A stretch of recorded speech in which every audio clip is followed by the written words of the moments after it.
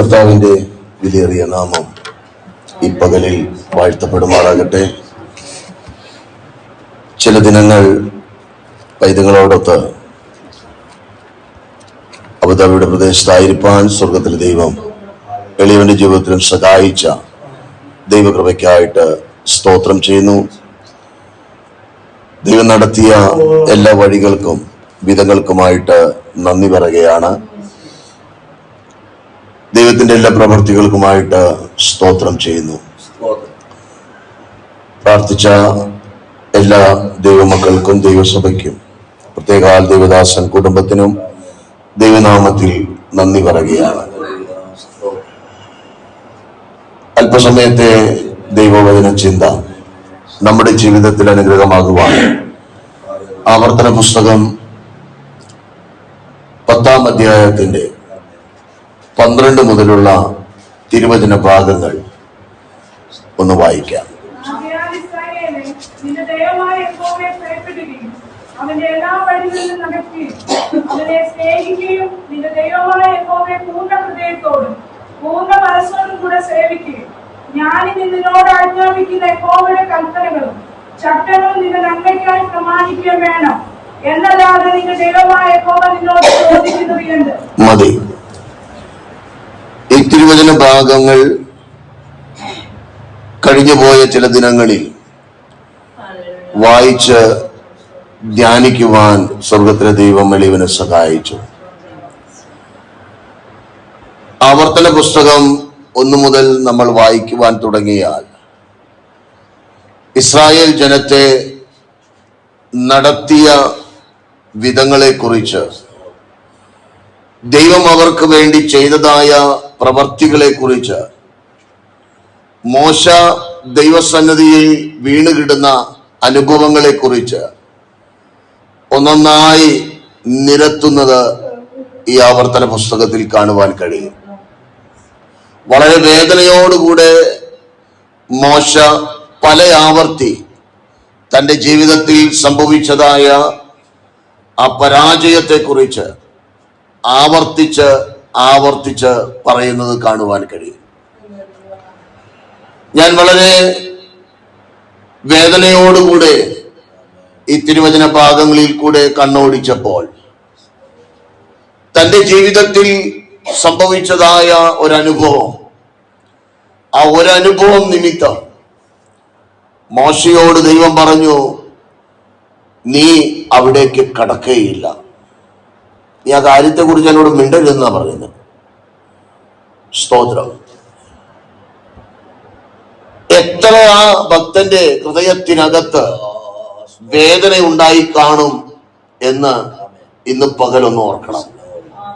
നമ്മൾ നിസ്സാരമായി തള്ളിക്കളയുന്ന ചില വസ്തുതകളാണ്. 40 വർഷം ദൈവം പറഞ്ഞതനുസരിച്ച് ദൈവ ശബ്ദം കേട്ട് യാത്ര ചെയ്തതായ ഭക്തൻ ജീവിത സാഹചര്യത്തിന്റെ മുൻപിൽ, ആ സാഹചര്യം എന്ന് പറയുന്നത് നമ്മുടെയൊക്കെ ജീവിതത്തിലായിരുന്നെങ്കിൽ ചിലപ്പോൾ നമ്മൾ തല്ലിക്കൊന്നതിനൊക്കെ എതിരെ. സ്തോത്രം.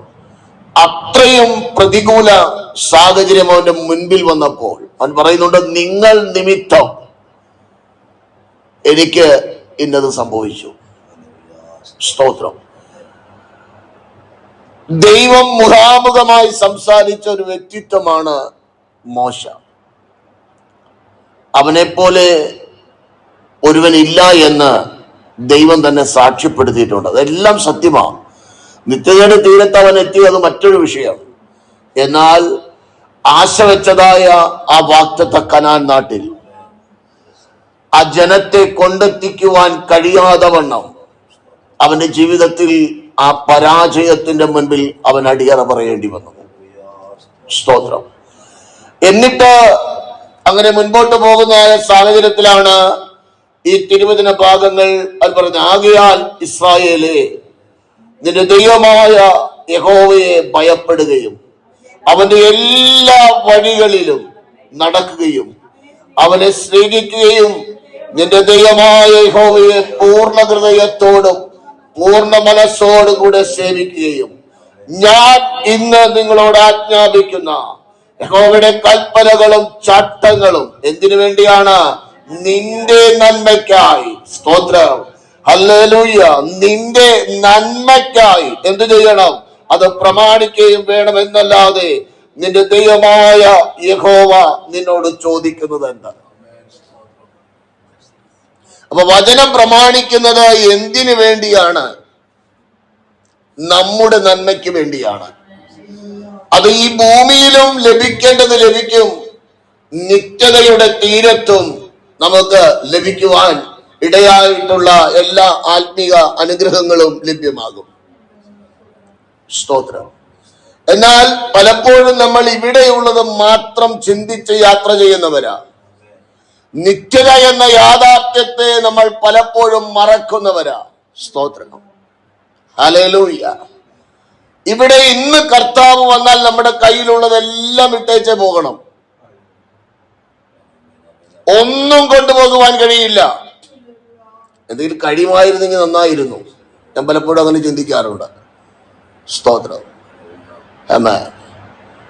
ഞാന് ഈ സഭയോടുള്ള ബന്ധത്തിൽ കൂടി വന്ന സമയങ്ങളിൽ പരസ്യം നടത്തുവാനായിട്ടൊരു വാഹനം ഉപയോഗിച്ചിരുന്നു, ഒമിനി വാൻ. കുറച്ച് പരിചയം ട്രാൻസ്ഫറിനുമുണ്ട്. ആ വാഹനം കൊണ്ട് യാത്ര ചെയ്യുമ്പോൾ ഒത്തിരി പ്രതികൂലം ഞങ്ങളെക്കാൾ കൂടുതൽ ആ വാഹനം അനുഭവിച്ചിട്ടുണ്ട്. ഞാൻ പലപ്പോഴും എൻ്റെ കൂടെയുള്ള സഹശുശ്രൂഷകരോട് ഇപ്രകാരം പറയുമായിരുന്നു, സ്വർഗത്തിൽ നമ്മൾ എത്തിയില്ലേ ഈ വാഹനം സ്വർഗത്തിൽ കാണും. എന്തുകൊണ്ടാ?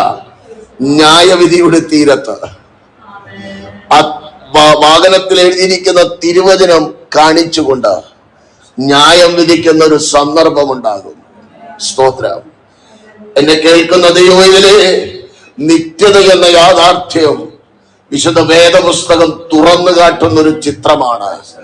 അതിനുവേണ്ടി ഒരുങ്ങേണ്ടത് പോലെ നമ്മൾ ഒരുങ്ങിയില്ല എങ്കിൽ ക്രിസ്തീയ ജീവിതം പരാജയമാണെന്ന് മറക്കരുത്. ഈ തിരുവചന ഭാഗം ചിന്തിച്ചപ്പോൾ എന്നെ പെട്ടെന്ന് ചിന്തയിലേക്ക് ഓടി വന്ന തിരുവചന ഭാഗങ്ങളാണ് രണ്ടുപേരുടെ ജീവിതത്തിൽ വന്നതായ അനുതാപം. ഒന്നാമനായ പത്രോസ് കർത്താവിനെ തള്ളിപ്പറഞ്ഞു 3 വട്ടം. പണസഞ്ചി കയ്യിലുണ്ടായിരുന്ന യൂദ കർത്താവിനെ ഒറ്റിക്കൊടുത്ത് പണം മേടിച്ച് അവന്റെ പോക്കറ്റിലിട്ടു. പക്ഷെ അനുതാപത്തിന്റെ വിഷയം വന്നപ്പോൾ യൂദ ഏറ്റുപറഞ്ഞതുപോലെ പത്രോസ് ഏറ്റുപറഞ്ഞില്ല. ആ ഭാഗം നിങ്ങൾ ചിന്തിച്ചിട്ടുണ്ടോ? വ്യക്തമായി മറ്റുള്ളവർക്ക് മനസ്സിലാകുന്നത് പോലെ യൂദ പറഞ്ഞു, ഞാൻ കുറ്റമില്ലാത്ത രക്തത്തെ കാണിച്ചു കൊടുത്തത് കൊണ്ട് ഞാൻ പാപം ചെയ്തു. ഒന്ന് ചിന്തിച്ച്, പത്രോസ് അങ്ങനെ പറഞ്ഞോ? പിന്നെ എന്തുകൊണ്ടാണ് പത്രോസിന് ക്ഷമ കിട്ടിയത്, യൂദയ്ക്ക് ക്ഷമ കിട്ടാതിരുന്നേ? പൊട്ടന്മാരെ പോലെ വല്ലപ്പോഴും ഒക്കെ എന്ത് ചെയ്യണം? അതൊക്കെ ഒന്ന് ചിന്തിക്കണം. ഏറ്റുപറച്ചിൽ നടത്തുന്ന നമ്മളും പലപ്പോഴും ഏറ്റുപറച്ചിൽ നടത്താറുണ്ട്. പക്ഷേ ഒരു സാഹചര്യം വരുമ്പോൾ വീണ്ടും എന്ത് ചെയ്യും? എന്നാലും എനിക്കറിയാം, പിന്നെ ബാക്കി കാര്യങ്ങളൊക്കെ എന്ത് ചെയ്യും? വിവരിക്കും. സ്തോത്രം. അപ്പൊ ഏറ്റുപറഞ്ഞ എന്താ കാര്യം? ഹൃദയത്തിനകത്ത് നിന്ന് ഒരു ഏറ്റുപറച്ചിൽ നടത്തുമ്പോൾ അതിന് മുൻപിൽ ഒരു കൊച്ചുകുട്ടിയെ പോലെ നമ്മൾ പൊട്ടിക്കരയുവാൻ തുടങ്ങും. അവിടെ പത്രോസിനെ കുറിച്ച് രേഖപ്പെടുത്തിയിരിക്കുന്നത്, അവൻ പുറത്തുപോയി അതിദുഃഖത്തോടെ പൊട്ടിക്കരഞ്ഞു. സ്തോത്രം. അവന് ഹൃദയത്തിനകത്ത് ചിന്തിക്കുന്നതിലപ്പുറമായി വേദനയുളവാകുവാൻ കഴിഞ്ഞു. ഒരുപക്ഷെ അവൻ ഇങ്ങനെയായിരിക്കും ചിന്തിച്ചത്, 3.5 വർഷം പ്രാണപ്രിയനോടുകൂടെ ഞാൻ സ്നേഹത്തോടുകൂടെ നടന്നു. എന്നാൽ ഒരു സാഹചര്യത്തിന് മുൻപിൽ ഞാൻ ആ നാഥനെ തള്ളിപ്പറയുവാനിടയായി. എത്രയോ വേദന നിറഞ്ഞ ഒരു സാഹചര്യമാണത്. അനുതാപത്തോടുകൂടെ വാവിട്ട് അവൻ കരയുവാൻ തുടങ്ങി. അവന്റെ കരച്ചിലിലെ ശബ്ദം സ്വർഗം കേട്ടു. അവന് ക്ഷമാപണം ലഭിച്ചു എന്ന് വളരെ വ്യക്തമായി ആ ഭാഗങ്ങൾ ധ്യാനിക്കുമ്പോൾ മനസ്സിലാക്കുവാൻ കഴിയും. ഇന്ന് പകലിൽ ഹൃദയത്തിനകത്തൊരു അനുതാപമുണ്ടായാൽ, ഹല്ലേലൂയ, യഥാർത്ഥമായ ഒരു സമർപ്പണം ഉണ്ടായാൽ, ഈ ലോകത്തിലുള്ളതെല്ലാം ചപ്പും ചവറും എന്നെണ്ണുവാൻ തുടങ്ങും. ഈ ലോകത്തിൽ നമ്മൾ കാണുന്നതിന് വില അല്ലെങ്കിൽ മൂല്യം കൽപ്പിക്കാത്ത ഒരു സാഹചര്യത്തിന് ഉടമകളായി നമ്മൾ മാറും. ഉപവാസത്തോടെ പ്രാർത്ഥനയോടുകൂടെ ആയിരിക്കുന്ന ദൈവമക്കളാകുന്ന നമ്മൾ ഓരോരുത്തരോ ഈ നാളുകളിൽ മനസ്സിലാക്കേണ്ടതായ ഒരു യാഥാർത്ഥ്യമുണ്ട്. പ്രാണപ്രിയന്റെ വരവ് ഏറ്റവും അടുത്തു. ഹല്ലേലൂയ. ലോകത്തിലെ ഒന്നാമനായ സമ്പന്നൻ പറഞ്ഞ ചില യാഥാർത്ഥ്യങ്ങൾ ഈ വരുന്ന 10 വർഷത്തിനുള്ളിൽ ഒരു മഹായുദ്ധമുണ്ടാകുവാൻ എല്ലാ സാധ്യതകളുമുണ്ട്. എലോൺ മസ്ക് പറഞ്ഞ വാക്കുകളാണ്. സ്തോത്രം. അവനത് പറഞ്ഞതിന്റെ പുറകിൽ ഞാൻ ഉദ്ദേശിക്കുന്നത് അവൻ അവസാനം എന്തായി തീരുമെന്നുള്ളത് ദൈവത്തിന് മാത്രമേ അറിയൂ. സ്തോത്രം. അപ്പോൾ ചില യാഥാർത്ഥ്യങ്ങൾ സമൂഹത്തിന്റെ മുൻപിൽ വിളിച്ചു പറയുന്നുണ്ട്. ലോകത്തിലെ ബഹുസമ്പന്നനായ ഒരുവൻ പറയുകയാണ്, ഏകദേശം 5-10 വർഷത്തിനുള്ളിൽ 3ാം ലോക മഹായുദ്ധം ഉണ്ടാകുവാൻ സാധ്യതയുണ്ട്. സ്തോത്രം. എന്തുകൊണ്ട് അവനത് പറഞ്ഞു? അവനറിയാം പല കാര്യങ്ങളും ഇങ്ങനെ ഒരുക്കിക്കൊണ്ടിരിക്കുകയാ.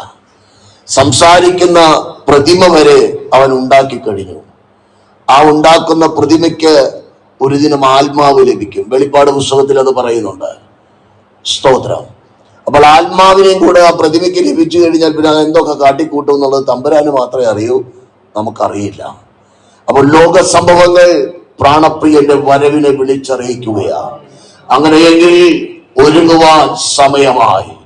നിത്യത എന്ന യാഥാർത്ഥ്യത്തിന് വേണ്ടി ഒരുങ്ങേണ്ടതുപോലെ ഒരുങ്ങുന്നില്ല എങ്കിൽ, ഹല്ലേലൂയ, ദൈവിക ബന്ധത്തിന് ഉടമകളാകുന്നില്ല എങ്കിൽ, സ്തോത്രം, കൈവിടപ്പെട്ടു പോകുവാൻ സാധ്യതകളുണ്ടെന്ന് പരിശുദ്ധയാത്മാവ് തിരുവചനത്തിലൂടെ നമ്മെ ഓർപ്പിക്കുന്നുണ്ട്. കൊരിന്ത്യർ ലേഖനം 10-ാം അധ്യായം 1 കൊരിന്ത്യർ 10-ാം അധ്യായത്തിന്റെ 1 മുതലുള്ള വാക്യങ്ങൾ അതിന് മാതൃകയായി നിലകൊള്ളുകയാണ്. ഇസ്രായേൽ ജനത്തെ നടത്തിയ വിധങ്ങളെ കുറിച്ച് രേഖപ്പെടുത്തിയിട്ട് ദൈവാത്മാവോട് വരച്ചു കാട്ടുകയാണ്. എങ്കിലും മിക്ക പേരിലും ദൈവം എന്ത് ചെയ്തില്ല? പ്രസാദിച്ചില്ല. എന്തുകൊണ്ട് പ്രസാദിച്ചില്ല? ദൈവ ശബ്ദത്തെ, ദൈവിക ഹല്ലേലൂയ പ്രവർത്തികളെ കണ്ടും കേട്ടിട്ടും വിശ്വസിക്കുവാൻ കഴിയാത്ത നിലവാരത്തിൽ അധപ്പതിക്കപ്പെട്ടതായ ഒരു വ്യക്തി ജീവിതങ്ങളായി ഇസ്രായേൽ ജനം മാറിയപ്പോൾ, ഇസ്രായേലേ, നീ ദൈവത്തെ ഭയപ്പെടണം. സ്തോത്രം. Praise the Lord. ഹല്ലേലൂയ. മുന്നറിയിപ്പുകളുടെ ഒരു കൂമ്പാരം ഈ തിരുവചന ഭാഗങ്ങളിൽ നമുക്ക് കാണുവാൻ കഴിയും. ആവർത്തന പുസ്തകം 5-ാം അധ്യായത്തിന്റെ 29-ാം വാക്യം. അവർക്കും അവരുടെ മക്കൾക്കും എന്നേക്കും നന്നായിരിക്കാൻ അവർ എന്നെ ഭയപ്പെടേണ്ടതിനും എന്റെ കൽപ്പനകളൊക്കെയും പ്രമാണിക്കേണ്ടതിനും ഇങ്ങനെയുള്ള ഹൃദയം അവർക്ക് എപ്പോഴും ഉണ്ടായിരുന്നുവെങ്കിൽ എത്ര നന്ന്. അവിടെ പരിശുദ്ധ ആത്മാവ് രേഖപ്പെടുത്തി വെച്ചിരിക്കുന്ന വാക്കുകൾ ശ്രദ്ധിക്കണം. ദൈവത്തിന്റെ സാന്നിധ്യത്തെ അവർ കണ്ടതിനെ കുറിച്ച് 27-ാം വാക്യത്തിൽ പറയുന്നുണ്ട്. നീ അടുത്തു എന്ന് നമ്മുടെ ദൈവമായ യഹോവ അരുളി ചെയ്തതൊക്കെയും കേൾക്ക. നമ്മുടെ ദൈവമായ യഹോവ നിന്നോട് അരുളി ചെയ്യുന്നൊക്കെയും ഞങ്ങളോട് പറക, ഞങ്ങൾ കേട്ട് അനുസരിച്ചു കൊള്ളാം. സ്തോത്രം. ആ വാക്കുകൾ മോശയുമായി അവർ സംഭാഷണം നടത്തിയപ്പോൾ ദൈവം അതിന്റെ മുൻപിൽ പ്രതികരിക്കുന്ന പ്രതികരണമാണ്, അവരുടെ മക്കൾക്കും എന്നേക്കും നന്നായിരിക്കാൻ അവർ എന്നെ ഭയപ്പെടേണ്ടതിനും എന്റെ കൽപ്പനകളൊക്കെയും പ്രമാണിക്കേണ്ടതിനും ഇങ്ങനെയുള്ള ഹൃദയം. നമ്മളൊന്ന് ചിന്തിച്ചേ. രക്ഷിക്കപ്പെട്ട് സ്നാനപ്പെട്ട് പ്രാരംഭ സമയത്ത് ദൈവസഭയോട് ചേർന്ന് വരുമ്പോൾ ഉണ്ടായിരുന്ന ഒരു ഹൃദയത്തിന്റെ അനുഭവമാണോ ഇന്ന് നമുക്കുള്ളത്? സ്തോത്രം. നാളുകൾ കഴിഞ്ഞപ്പോൾ കണ്ടും കേട്ടും പലതും ജീവിതത്തിൽ സംഭവിച്ചത് നിമിത്തവും പലരും നമ്മോട് പലതും പറഞ്ഞത് കാരണം കൊണ്ടും പല വാക്കുകൾ കുത്തുവാക്കുകൾ കേട്ടതുകൊണ്ടും പഴയ അവസ്ഥയിൽ നിന്ന്, ദൈവമായുള്ള ബന്ധത്തിൽ ആരംഭിച്ച അവസ്ഥയിൽ നിന്ന് മാറിയ ഒരു അനുഭവത്തിലല്ലേ ദൈവമക്കൾ എന്ന് പറയുന്ന നാം പലപ്പോഴും യാത്ര ചെയ്യുന്നത്. എഫെസോസ് സഭയോടുള്ള ബന്ധത്തിൽ ദൈവം താൻ തന്നെ പറയുന്ന വാക്കുകൾ, ആദ്യ സ്നേഹം വിട്ടുകളഞ്ഞു എന്ന ഒരു കുറ്റം, ഒന്നേ ഉള്ളൂ ഒരു കുറ്റം നിന്നെ കുറിച്ച് പറയുവാനുണ്ട്. ഏതിൽ നിന്ന് നീ വീണിരിക്കുന്നു എന്ന് നീ ഓർക്കണം. എന്നിട്ട് എന്ത് ചെയ്യണം? മാനസാന്തരപ്പെടണം. ആമേൻ. എഫെസ്യ ലേഖനം ഒന്ന് വായിക്കണം. കൊടുമുടിയുടെ തീരത്ത് നിൽക്കുന്ന വ്യക്തി ജീവിതങ്ങളോട് ഇപ്പൊ നീ മാനസാന്തരപ്പെടണം എന്ന് പറഞ്ഞാ ചെല്ലങ്ങ് ശരിക്ക് കേൾക്കാം. എന്നോടാ നീ പറയുന്നേ? സ്തോത്രം. കൊരിന്ത്യ സഭയോട് പൗലോസ് പറയുകയാണ്, സ്തോത്രം, കൃപാവരങ്ങൾ ജ്വലിച്ചു നിന്ന സഭയോട് മാനസാന്തരപ്പെടണം. ഇന്ന് മാനസാന്തരപ്പെടണമെന്ന് പറഞ്ഞു കഴിഞ്ഞാൽ വേണ്ട കേൾക്കും. അതാ ഇന്നത്തെ അവസ്ഥ. സംഖ്യാപുസ്തകത്തിൽ ബിലെയാം പറയുന്ന വാക്കുകളുണ്ട്. ഇതാ തനിച്ചു പാർക്കുന്നൊരു ജനം ജാതികളുടെ കൂട്ടത്തിൽ എണ്ണപ്പെടുന്നതില്ല. ദൈവം നമ്മെ വിളിച്ച് വേർതിരിച്ചത് നമ്മുടെ യോഗ്യത കൊണ്ടല്ല. നിത്യതയുടെ തീരത്ത് ആ ദൈവത്തോട് അനുരൂപരാകുവാൻ വിളിച്ചതാണ്. അനുരൂപരാകുവാൻ വിളിച്ചതായ നാം അതിനനുസരിച്ച് ഒരുങ്ങുവാൻ ലഭ്യമായ സമയമാണ് ഈ ഭൂമിയിൽ ലഭിച്ച ഓരോ ദിനങ്ങളും. ഓരോ ദിനങ്ങളും അതനുസരിച്ച് ഒരുങ്ങുന്നില്ല എങ്കിൽ ഒരുപക്ഷെ നിത്യത തന്നെ നഷ്ടപ്പെട്ടു പോകുവാൻ സാധ്യതയുണ്ട്. എന്നാൽ ന്യായീകരണ വാക്കുകളൊന്നും നിത്യതയുടെ തീരത്ത് കർത്താവിനോട് പറയാൻ കഴിയില്ലെന്നേ. അങ്ങ് എത്തിയാലല്ലേ പറയാൻ പറ്റൂ. ഇവിടെ നിന്ന് ഇപ്പൊ ഗൾഫിലേക്ക് ഞാൻ പോയി വിസിറ്റിംഗ് വിസയിൽ പോയിട്ട് വന്നു. ശരിക്കും നോക്ക്, അങ്ങനെ അവിടെ ഒരു സുനാപ്പ് വെച്ചിട്ടുണ്ട്. അതിലേക്ക് എന്ത് ചെയ്യണം? ശരിക്കും നോക്ക്. ഈ മുഖത്തിന്റെ മുഴുവൻ പിക്ചറും ഒപ്പിയെടുത്ത് അവർ അവരുടെ കമ്പ്യൂട്ടറിൽ സേവ് ചെയ്യും.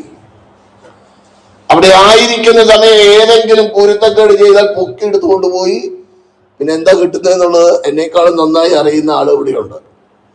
സ്തോത്രം. നിനക്ക് ഈ ഭൂമിയിലുള്ള ഏതെങ്കിലും രാജ്യങ്ങളിലേക്ക് പോകുവാൻ അവർ പറയുന്ന ഏത് നിയമവും അനുസരിക്കുവാൻ നാം സന്നദ്ധരാകുന്നു. നിത്യതയുടെ തീരത്തേക്ക് പ്രാണപ്രിയൻ വിളിച്ചിരിക്കുന്ന ആ രാജ്യത്തിലേക്ക് യാത്ര ചെയ്യുന്ന ദൈവമക്കളെ, നാം ഓരോ ദിനവും വചനം പറയുന്നതനുസരിച്ച് നമ്മെ തന്നെ ക്രമീകരിക്കേണ്ട മേഖലകൾ ക്രമീകരിച്ചേ മതിയാകും. സ്തോത്രം. ആ ദൈവിക ബന്ധത്തിനുടമയായില്ല എങ്കിൽ നിത്യത കണി കാണില്ല. സ്തോത്രം. ഏതായാലും മോശയെക്കാളും നല്ലവരല്ലായിരുന്നല്ലോ നമ്മൾ. മോശയുടെ അരികെ പോയി നമുക്ക് നിൽക്കാൻ പറ്റുമോ?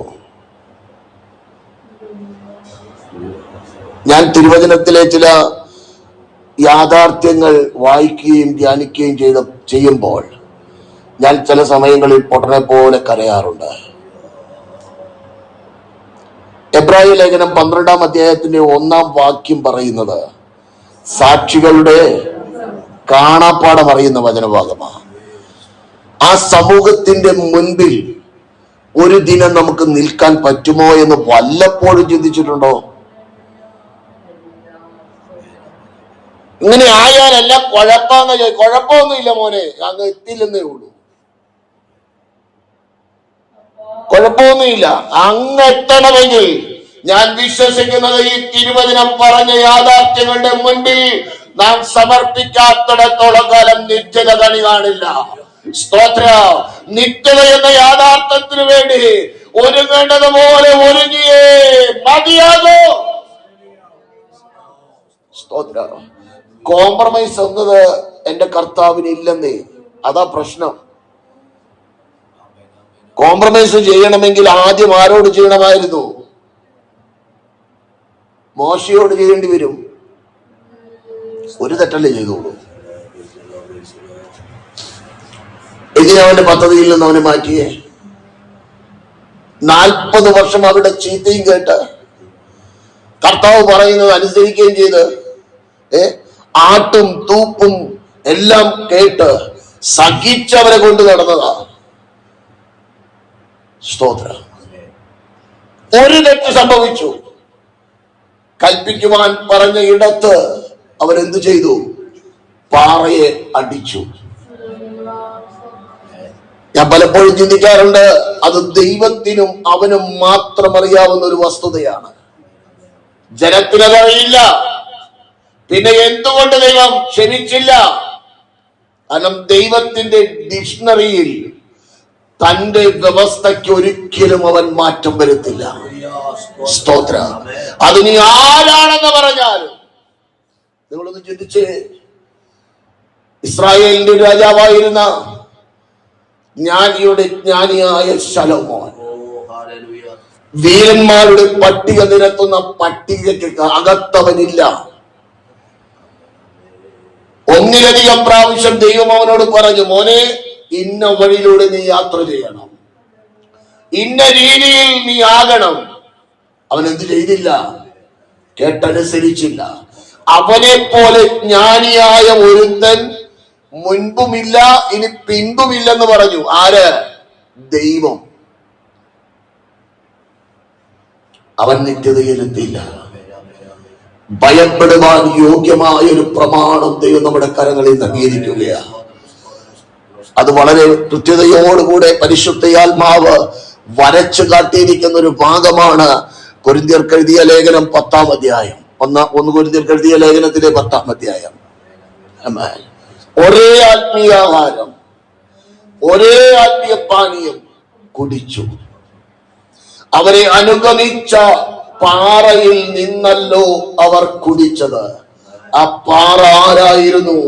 ക്രിസ്തുവായിരുന്നു. അപ്പോൾ അവരോട് ക്രിസ്തു കോംപ്രമൈസ് കാണിച്ചില്ല എങ്കിൽ പുതിയ നിയമസഭയെ നമ്മോടും ദൈവം എന്ത് ചെയ്യില്ല? കോംപ്രമൈസ് കാണിക്കില്ല. അതുകൊണ്ട് ഭയപ്പെടുവാൻ യോഗ്യനായ ഒരു ദൈവത്തെ ഹല്ലേലൂയ ഭയത്തോടെ സേവിപ്പാൻ കടപ്പെട്ടവരാണ് നാം എന്ന് ഇന്നും പകൽ മറക്കരുത് കേട്ടോ. നിനക്ക് കഴിയുന്നില്ല എങ്കിൽ കർത്താവിനോട് ചോദിക്കണം, കർത്താവേ ഇന്ന വിഷയത്തിന്റെ മുൻപിൽ ഞാൻ പരാജയപ്പെടുകയാ, അവിടുത്തെ കൃപ എനിക്ക് വേണം. കഴിഞ്ഞുപോയ ദിനങ്ങളിൽ സംസാരിച്ച ഒരു തിരുവചന ഭാഗമാണ്. സ്തോത്രം. പൗലോസിന്റെ ജീവിതത്തിൽ സംഭവിച്ചത്. കർത്താവ് അവനോട് പറഞ്ഞു, ഈ കാര്യത്തെ കുറിച്ച് നീ സംസാരിക്കണ്ട, അത് നിന്റെ ജീവിതത്തിൽ നിന്നും മാറില്ല. സ്തോത്രം. ആരെയാ കുത്താൻ ഏൽപ്പിച്ചേ? സാത്താന്റെ ദൂതനെ. എന്തുകൊണ്ടാണ് ഏൽപ്പിച്ചത്? നിഗളിച്ചു പോകാതിരിപ്പാൻ. വെളിപ്പാടുകളുടെ ആധിക്യം നിമിത്തം നിഗളിക്കാതിരിപ്പാൻ ഒരു സാത്താന്റെ ദൂതനെ അവനെ കുത്താനേൽപ്പിച്ചു. എന്നിട്ട് എന്റെ കർത്താവ് അവനോട് പറഞ്ഞു, മോനെ ആ ബലഹീന സമയം നിന്റെ ജീവിതത്തിൽ വരുമ്പോൾ എന്റെ കൃപ നിന്റെ മേൽ പകരും. കൃപമേൽ കൃപ പകർന്നുകൊണ്ട് ആ പ്രതികൂലത്തെ അതിജീവിപ്പാൻ തക്കതായ നിലയിൽ നിന്റെ മേലൊരു ഹല്ലേലൂയ കൃപയുടെ സാന്നിധ്യം ഞാൻ പകരോ. ഹല്ലേലൂയ. ഇന്ന് പകൽ ഒരു യാഥാർത്ഥ്യം നമ്മൾ മനസ്സിലാക്കണോ? നമ്മുടെ ജീവിതത്തിൽ ദൈവിക വ്യവസ്ഥ പ്രകാരം മുൻപോട്ട് പോകുമ്പോൾ വേദനകളും പ്രയാസങ്ങളും ഉണ്ടെങ്കിൽ അതിന്റെ മുൻപിൽ ദൈവപാദമിടത്തിൽ മുട്ടുമടക്കിയാൽ ആ വേദനയെ അതിജീവിപ്പാൻ, ആ പ്രതികൂലത്തെ അതിജീവിപ്പാൻ, ശത്രുവിന്റെ പദ്ധതികളെ ജയിപ്പാൻ വേണ്ടതായ നിലയിൽ നിന്റെ മേൽ കൃപ പകരുവാൻ എന്റെ ദൈവം മതിയായവനാണ്. സ്തോത്രം, ഹല്ലേലൂയ. ആ കൃപ പകരുമ്പോൾ വേദനകളെ നമ്മിൽ നിന്ന് എടുത്തു മാറ്റുന്ന, ഹല്ലേലൂയ, ആ പ്രതികൂല സാഹചര്യത്തെ അതിജീവിപ്പാൻ കഴിയുന്ന ഒരു ദൈവകൃപയുടെ സാന്നിധ്യം അനുഭവിച്ച് ജയത്തോടെ മുൻപോട്ട് പോകുവാൻ കഴിയും എന്നുള്ളത് ഒരു യാഥാർത്ഥ്യമാണ്. അതിനുത്തമമായ ഒരു തെളിവാണ് സങ്കീർത്തനക്കാരൻ 18-ാം സങ്കീർത്തനത്തിൽ വരച്ചു കാട്ടിയിരിക്കുന്നത്. നിന്നാൽ ഞാൻ പടക്കൂട്ടത്തിന് നേരെ പാഞ്ഞു ചെല്ലും, എന്റെ ദൈവത്താൽ ഞാൻ മതിൽ ചാടിക്കടക്കും. ആ പ്രതികൂലത്തെ ഇടിച്ചു കളയുമെന്നല്ല, ആ പ്രതികൂലത്തിന്റെ മുൻപിൽ ഭയപ്പെടുമെന്നല്ല, ആ പ്രതികൂലത്തിന്റെ മുൻപിൽ അതിനെ അതിജീവിപ്പാൻ, അതിനെ ചാടിക്കടക്കുവാൻ തക്കതായ നിലയിൽ ദൈവകരം നിന്റെ മേൽ വ്യാപരിക്കുകയാ. സ്തോത്രം. അതുകൊണ്ട് പ്രാണപ്രിയൻ പറഞ്ഞ, ഈ ലോകത്തിൽ മക്കളെ നിങ്ങൾക്ക് കഷ്ടമുണ്ട്, എങ്കിലും എന്ത് ചെയ്യും? ധൈര്യപ്പെടുകയും, ഞാൻ ലോകത്തെ ജയിച്ചിരിക്കുകയാണ്. കഷ്ടതയില്ലാത്ത ക്രിസ്തീയ ജീവിതം ഇല്ല കേട്ടോ. കഷ്ടതയുണ്ട്. എന്തുകൊണ്ടാണ് കഷ്ടത? ദൈവവചന പ്രകാരം നീ മുൻപോട്ട് പോകുന്നുണ്ടോ എന്ന് ദൈവം നമ്മെ പരിശോധിക്കുകയാ, ടെസ്റ്റ് ചെയ്യുകയാ. അതുകൊണ്ടാണ് യാക്കോബ് ഇപ്രകാരം പറയുന്നത്, സ്തോത്രം, പരീക്ഷ സഹിക്കുന്ന മനുഷ്യൻ ഭാഗ്യവാൻ, അവൻ കൊള്ളാകുന്നവനായി തെളിഞ്ഞ ശേഷം. ചില ബുദ്ധിമുട്ടാ, സ്തോത്രം, തെളിയണം. ഹല്ലേലൂയ. ആ ജീവകിരീടം പ്രാപിപ്പാൻ ചില വേദനകളിലൂടെ കടന്നു പോകേണ്ടത് അനിവാര്യമാണ്. എന്നാൽ ആ വേദനയിൽ നിന്നെ തകർക്കുന്നൊരു ദൈവമല്ല. ആ വേദനയുടെ മുഖത്ത് നിന്നെ പണിയുന്ന ഒരു ദൈവ സാന്നിധ്യമുണ്ട്. നിന്റെ കൂടെ ഇരിക്കുന്ന ഒരു സാന്നിധ്യമുണ്ട്. നിന്നെ കരം പിടിച്ച് നടക്കുന്ന ഒരു സാന്നിധ്യമുണ്ട്. ആ വേദനയുടെ നടുവിൽ തിരിഞ്ഞൊന്ന് നോക്കിയാൽ എങ്ങനെ ഈ പ്രതികൂലത്തെ അതിജീവിച്ചു എന്ന്, എങ്ങനെ ഇതിനെ മറികടന്നു എന്ന്, അല്ലെങ്കിൽ തിരിഞ്ഞൊന്ന് നോക്കുമ്പോൾ അത്ഭുതകരമായി അതിനെ വീക്ഷിക്കുവാൻ കഴിയും എന്നുള്ളത് ഒരു യാഥാർത്ഥ്യമാണ്. അത് നിന്റെ മിടുക്കല്ല, മറിച്ച് നിന്റെ പ്രാണപ്രിയ നിന്റെ കരങ്ങളിൽ വഹിച്ചതാ.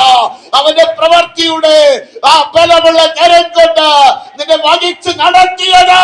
സ്തോത്രം, ഹല്ലേലൂയ. ദൈവത്തിന്റെ കൃപയ്ക്കായി സ്തോത്രം ചെയ്യുകയാ.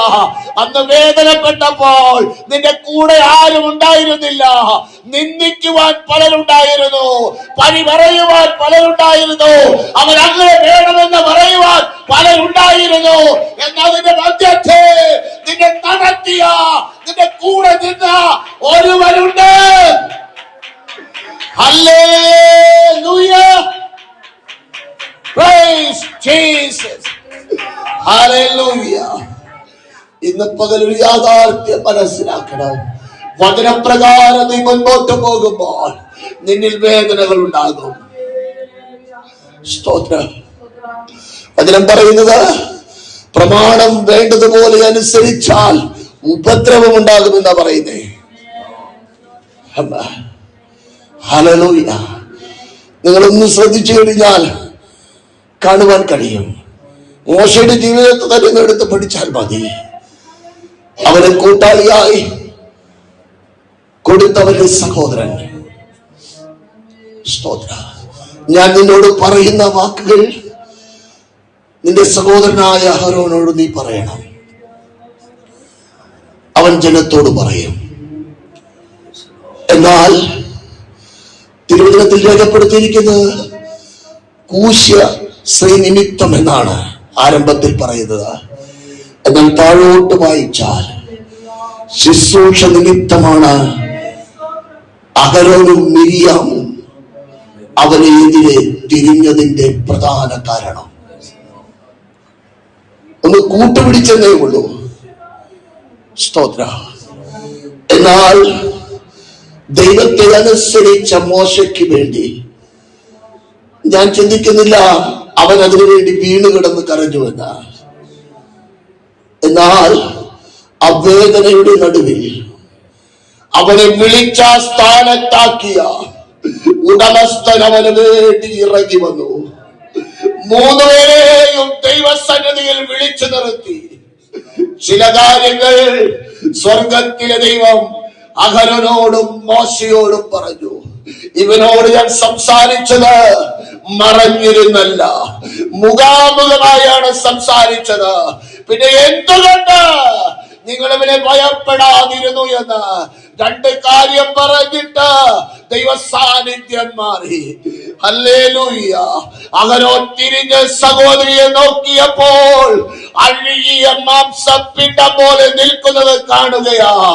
ഹല്ലേലൂയ. അവൻ പറയുന്ന വാക്കുകളുണ്ട്, അയ്യോ യജമാനനേ, ഇതെനിക്ക് കാണുവാനിടയാകരുത്. സ്തോത്ര. ദൈവമേ, നീ വിശ്വസ്തയോടുകൂടെ ദൈവത്തോട് ചേർന്ന് യാത്ര ചെയ്യുമ്പോൾ പ്രതികൂലം നിനക്കുണ്ടോ? ഉണ്ടെന്നേ. എന്നാൽ അതിന്റെ മധ്യക്ക് നിനക്ക് വേണ്ടി ഇറങ്ങി വരുന്ന ഒരു ഉടമസ്ഥൻ ഉണ്ട്. അതുകൊണ്ടാണ് വചനം പറയുന്നത്, പ്രതികാരം എനിക്കുള്ളതാണ്, ഞാൻ പകരം ചെയ്യും. സ്തോത്ര. ഹല്ലേലൂയ. ദൈവത്തിന്റെ കൃപയ്ക്കായി സ്തോത്രം ചെയ്യുക. ദൈവമക്കളെ, ക്രിസ്തീയ ജീവിതം ആനന്ദമാണ്. ആനന്ദമേറിയ ആ ക്രിസ്തീയ ജീവിതത്തിൽ വേദനകളും കൂടപ്പുറപ്പായുണ്ട്. എന്നാൽ അതിന്റെ മധ്യത്തിൽ ഞാനും നിങ്ങളും ഒറ്റയ്ക്കല്ല. അതിന്റെ മധ്യത്തിൽ നമ്മൾ വിളിച്ച പ്രാണപ്രിയൻ നമ്മോട് കൂടെയുണ്ട്. ഒരു നാളും അവൻ കൈവിടില്ല, ഒരു നാളും അവൻ മാറി നിൽക്കില്ലെന്നേ. നിനക്ക് പ്രയാസം വരുമ്പോൾ മോനെ എനിക്കത് കഴിയില്ല എന്ന് അവൻ പറയില്ലെന്നേ. സ്തോത്ര. അവൻ തന്നിൽ തന്നെ അവൻ ശക്തനാണ്. വചനം പറയുന്ന എങ്ങനെയാണ്? ഞാൻ ധന്യനായ ഏകാധിപതിയാണ്, ഞാൻ കർത്താതി കർത്താവാണ്, രാജാതി രാജാവാണ്, തന്മാത്രം അമർത്യതയുള്ളവനാ, അടുത്തുകൂടാത്ത വെളിച്ചത്തിൽ വസിക്കുന്നവനാ. അവൻ നമ്മുടെ വീണ്ടെടുപ്പുകാരനാ, അവൻ നമ്മുടെ പരിപാലകനാ, അവൻ നമ്മുടെ പ്രാണസഖിയ. ആ ദൈവത്തോട് ചേർന്ന് ഈ യാത്ര ചെയ്യുവാൻ സ്വർഗത്തിലെ ദൈവം നമ്മെ ഓരോരുത്തരെയും സഹായിക്കട്ടെ. ഞാൻ എന്റെ വാക്കുകൾക്ക് വിരാമമിടുന്നു. പരിശുദ്ധനെ, അവിടുത്തെ കൃപയ്ക്കായിട്ട് സ്തോത്രം. അവിടുന്ന് ഞങ്ങളോട് സംസാരിച്ചതിനായി സ്തോത്രം. കർത്താവേ, അവരുടെ മക്കളെ അനുഗ്രഹിക്കണമേ. ഞങ്ങൾ പ്രാർത്ഥനയോടെ അവരുടെ മുഖത്തേക്ക് നോക്കുന്നു. ഈ ദിനങ്ങളിൽ ഞങ്ങളെ അങ്ങ് ആഗ്രഹിക്കുന്ന പോലെ പണിതെടുക്കുവാൻ അപ്പച്ചന്റെ കരങ്ങളിലേക്ക് എത്തിക്കുകയാ. കുറവുകളുണ്ട്, ഞങ്ങൾക്ക് ബലഹീനതകളുണ്ട്, പലപ്പോഴും ഞങ്ങൾ പലതും പറയുന്നവരാണ്. എന്നാൽ ഈ നാളുകളിൽ ഒരു ഒരുക്കത്തിന്റെ ദിനങ്ങളാകുവാൻ പ്രാണപ്രിയന്റെ മുഖത്തേക്ക് നോക്കി അങ്ങയുടെ വരവിന് വേണ്ടി ഒരുങ്ങുന്ന ദിനങ്ങളാകുവാൻ, ചിലതിനെ ശക്തി വെടിപ്പാക്കുന്ന, ചിലതിനെ വിട്ടുകളയുന്ന, കഴുകി വെടിപ്പാക്കുന്ന ദിനങ്ങളായി മാറുവാൻ സ്വർഗം സഹായിക്കണമേ. അങ്ങയുടെ തരത്തിൽ അതിനായി ഏൽപ്പിക്കുന്നു. ക്രിസ്തുയേശുവിൻ നാമത്തിൽ തന്നെ. ആമേൻ, ആമേൻ, ആമേൻ.